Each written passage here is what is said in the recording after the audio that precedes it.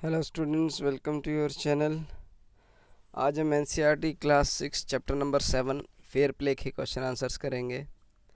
इसमें बात करेंगे क्वेश्चन नंबर 1 की। Answer the following questions. Question number 1, the situation changed, what is being referred to. भाई the situation changed करके जो ये सेंटेंस है इसमें क्या रेफर किया गया है।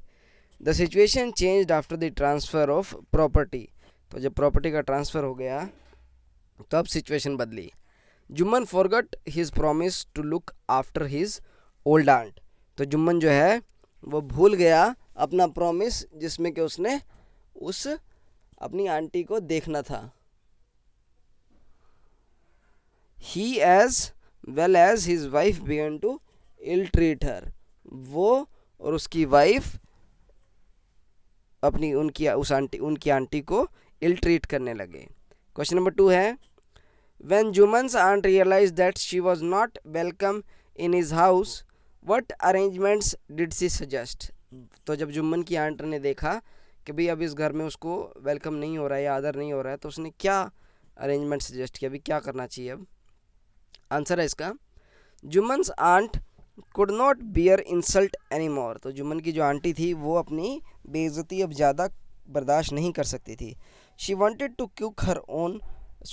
Cook her food separately. और वो अलग से अपना खाना बनाना चाहती थी।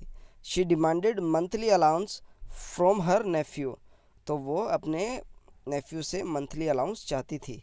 क्वेश्चन नंबर 3 है, what was the villagers reaction when the aunt explained her case to them.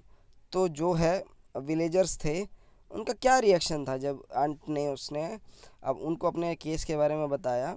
उत्तर है इसका, The old woman went to several villagers to explain her case and get their support। तो जो बूढ़ी औरत थी वो बहुत सारे गांव वालों के पास गई, उन्हें बताया कि मेरे साथ ऐसे ऐसे हो रहा है और उनका साथ पाने की कोशिश की। But some showed sympathy and some laughed at her. परंतु कुछ लोग जो थे वो उन्होंने कहा कि हाँ नहीं, हम आपके साथ हैं या हम इस चीज़ के खिलाफ हैं, और कुछ जो है उसके ऊपर हंसते थे। और a few advised her to make peace with Jumman. और कुछ जो हैं उन्होंने एडवाइस किया कि जुम्मन जो है आप ही का बच्चा है, आप उससे सुलह कर लो। तो why was Jumman, question number 4 है, why was Jumman happy over Algu's nomination as head panch. तो जुम्मन जो है वो खुश क्यों हुआ जब अलगू को हेड पंच बनाया गया, सरपंच बनाया गया। Algu and Jumman were fast friends. तो अलगू और जुम्मन जो है वो मित्र थे। So Jumman hoped to get the verdict in his favour. तो जुम्मन ने होप किया कि भाई जो फैसला है वो उसके फेवर में आ जाएगा। Naturally he felt happy when the aunt named Jumman when the aunt named Algu to act as head panch. तो वो खुश हुआ कि जब आंट ने कहा कि भाई अलगू जो है हेड पंच चुना जाएगा या चुना गया है। क्वेश्चन नंबर 5 है, God lives in the heart of the panch, the aunt said, what did she mean. तो आंट ने जब कहा भाई जो पंच होते हैं उनके दिल में भगवान वास करता है, वो क्या मतलब था उसका कहने का। The aunt meant that a person in the seat of जज becomes fair and just like God. तो जो व्यक्ति जज की कुर्सी पे बैठ जाता है या जो जजमेंट देता है वो एकदम उसका कोई भेदभाव नहीं होता किसी के साथ, वो भगवान की तरह हो जाता है या वो भगवान हो जाता है। क्योंकि देखिए भगवान, हम कहते हैं कि हमारे जीवन के फैसले जो है ऊपर वाला ऑलमाइटी करता है। इसी तरीके से यहाँ जो संसारिक जीवन है इसमें जज जो है अगर कोई गलती करता है या किसी के साथ चूक हो जाती है, किसी को धोखाधड़ी करके कोई गलत कर देता है, किसी को अंदर भिजवा देता है, तो जज जो है फिर उस चीज़ का फैसला करता है भी कौन गलत है कौन सही है। He is not guided by his personal likes and dislikes. तो वो खुद के लाइक्स और डिसलाइक्स को इस चीज़ के आड़े नहीं आने देता। He can not do any injustice, he is God's representative. वो कोई इनजस्टिस नहीं कर सकता, वो भगवान का रिप्रेजेंटेटिव है या प्रभु की तरह है। क्वेश्चन नंबर 6 है, what was Algu's verdict as head panch. How did Jumman take it? तो अलगू का जो वर्डिक्ट है हेड पंच के बनने के बाद जो उसने जो फैसला किया और जुम्मन ने उसको किस तरीके से लिया। Algu heard the case and gave a fair judgement. Algu ने क्या किया, केस पहले पूरा सुना और फिर जजमेंट दिया। He asked Jumman either to pay a monthly allowance to his aunt और transfer the property in her name. तो उसने कहा जुम्मन को कि भैया तो तू अपनी आंटी को हर महीने पैसे दे, वरना जो प्रॉपर्टी तूने इनकी अपने नाम की है उसे वापस कर।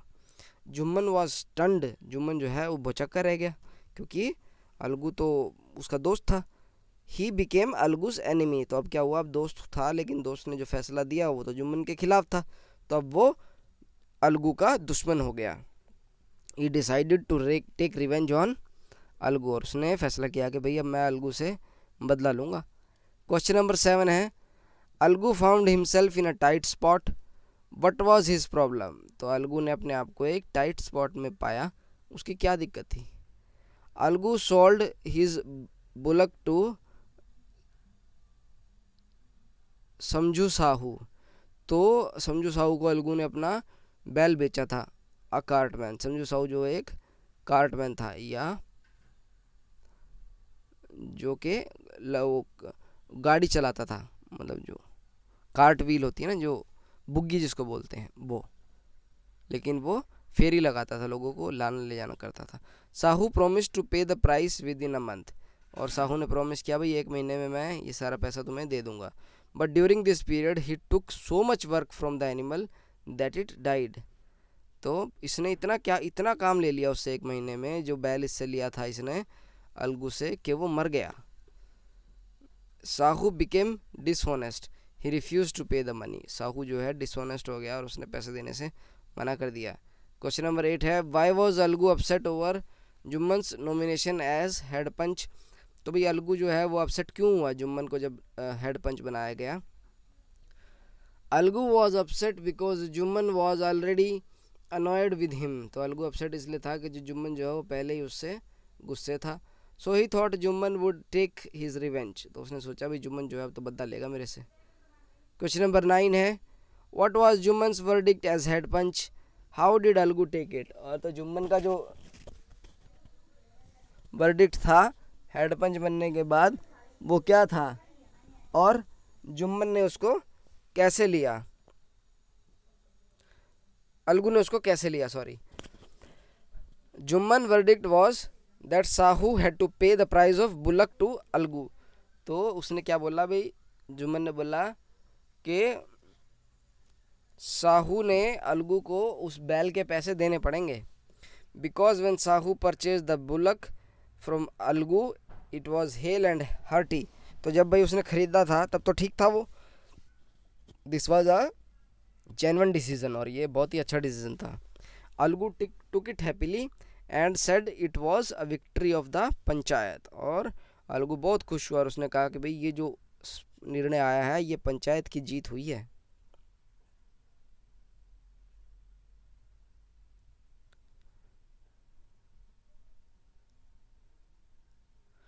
शॉर्ट आंसर टाइप क्वेश्चंस हैं इसमें। How did Algu and Jumman treat each other? तो अलगू और जुम्मन एक दूसरे को कैसे ट्रीट करते थे? Algu and Jumman were fast friends. तो अलगू और जुम्मन जो है मित्र थे, अच्छे मित्र थे।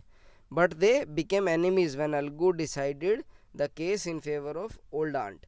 परंतु वह दुश्मन हो गए जब अलगू ने ना केस का फैसला बूढ़ी आंट की तरफ दे दिया। Jumman also got a chance to take revenge. और जुम्मन को भी फिर बदला लेने का एक मौका मिला। But as head panch he also acted as fair and just. परंतु हेड पंच बनने के बाद उसने जो है एक पंच की तरह फैसला दिया, बिना भेदभाव का। They become friends again. और वो दोबारा से दोस्त बन गए।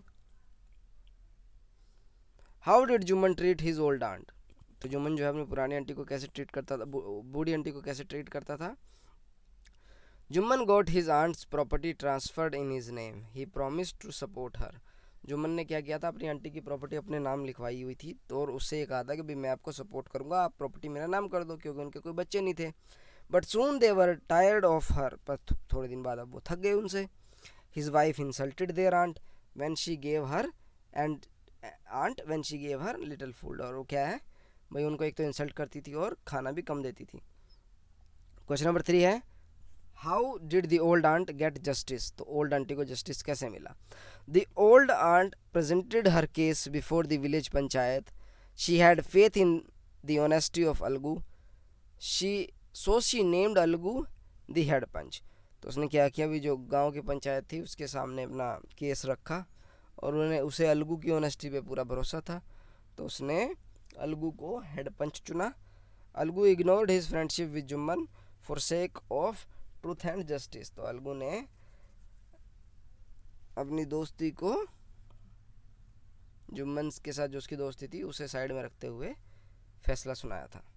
क्वेश्चन नंबर 4 है what were the common characteristics between Algu and Jumman.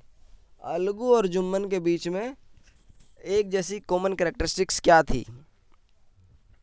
Algu and Jumman belonged to two different faiths. तो अलगू और जुम्मन जो है दो अलग अलग फेथ के इंसान थे।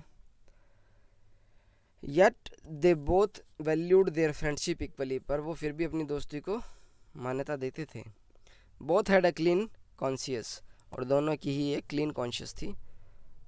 Neither allowed his personal feelings to affect their love or truth and justice.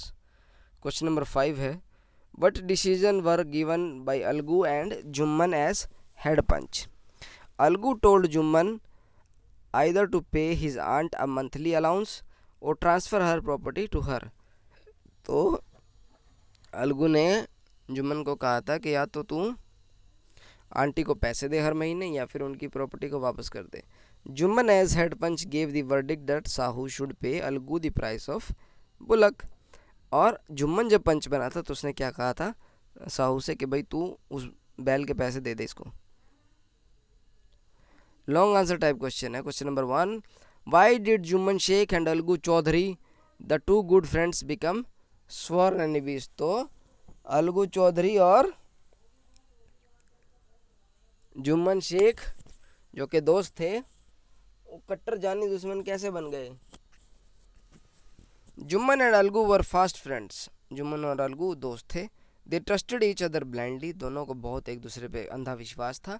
But an incident broke them apart. पर एक ऐसा किस्सा हुआ कि दोनों अलग हो गए। Jumman had got the property of his old aunt. तो जुम्मन ने जो है अपनी बूढ़ी आंटी की प्रॉपर्टी उसे मिली थी। But after some duration he began to ignore and ill treat her. तो कुछ समय के बाद वो उसे इग्नोर करने लगा और अच्छे से ट्रीट नहीं करता था। She demanded a monthly allowance और the return of her land. तो उसने क्या कहा भाई या तो मुझे मंथली अलाउंस दे या फिर मेरा लैंड वापस कर दे। The panchayat was called to hear the case. तो पंचायत बुलाई गई केस सुनने के लिए।